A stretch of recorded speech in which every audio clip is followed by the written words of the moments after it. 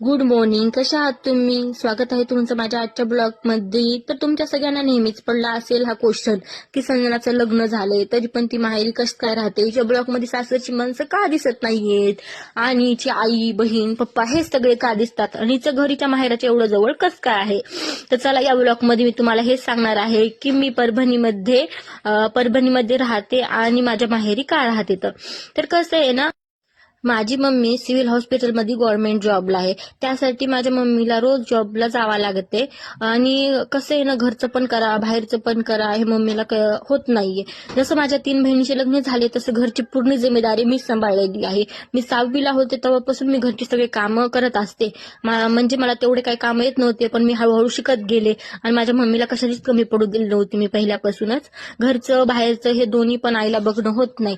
आणि त्यानंतर माझे पप्पा हे ड्रायव्हिंग करतात. माझ्या पप्पाकडे 2 गाड्या आहेत आणि त्यांना नाही का म्हणजे भाडे घेऊन बाहेरला पण जावं लागतात. कधी कधी एक दोन दिवस पण ते घरी येत नाही. तर मग रात्री पप्पाला सतत चिंता राहिलेली असते की घरी कोण नाहीये. ही चिंता पप्पाला सतत होती की घरी माझी छोटी बहीण आहे आणि आईच असते. तर मग त्यांना खूप काळजी वाटत होती त्यांची. त्यानंतर मग माझे फॅमिली प्रॉब्लेम जसे की सासरवाडीचे फॅमिली प्रॉब्लेम होते, त्यासाठी पण मला नाशिक सोडावे लागले. त्यानंतर मी परभणीमध्ये शिफ्ट झाले. बालपणापासूनच परभणीमध्ये राहते, म्हणजे इकडलं वातावरण मला सूट होत होतं. जसं मी नाशिकमध्ये गेले तिकडे खूप थंड वातावरण आहे, त्याच्यामुळे माझी तब्येत पण खूप खराब होत होती. त्यानंतर मी घरी बोलून वगैरे आईला इकडे शिफ्ट होण्याचा निर्णय घेतला आणि परभणीमध्ये शिफ्ट झाले. त्यानंतर आम्ही इकडे आल्यानंतर आमच्या दोघांना पण चांगल्या जॉब होत्या. आता दिवाळीपासून माझा ऍक्सिडेंट झाला तेव्हापासून मी जॉब सोडलेली आहे आणि त्यांची जॉब सुरळीतपणे चालू आहे. म्हणजे त्यांना चांगली जॉब भेटलेली आहे परभणीमध्ये. आणि आता 1.5 वर्ष झाले म्हणजे त्यांच्या ओळखी पण चांगल्या झालेल्या आहेत. माझ्यापेक्षा जास्त जण त्यांना ओळखता येतात. तर असे काही प्रॉब्लेम असतात, त्यामुळे मी इकडे आलेली आहे. आणि एक सांगायचं होतं तुम्हाला की माझा हस्बंड हा घर जावई नाहीये.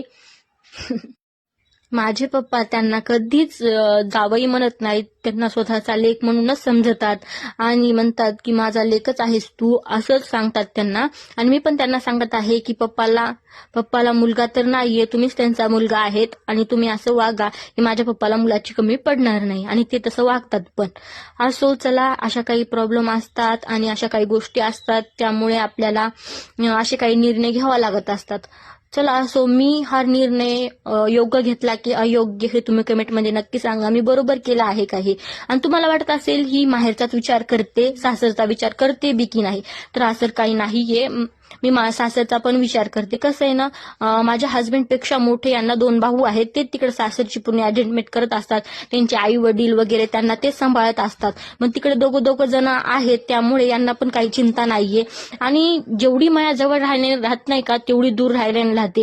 तर आम्ही कधी नाशिकला गेलो ना तर त्यांची आई खूपच खुश होते आणि खूपच खुश होते. म्हणजे यांची माया जास्त वाढलेली आहे. जसं जवळ राहून वाढत नाही का, तशी लांब राहून राहिलेली आहे. नेक्स्ट स्टोरी मी तुम्हाला पुढच्या ब्लॉगमध्ये सांगेन. आजसाठी बाय.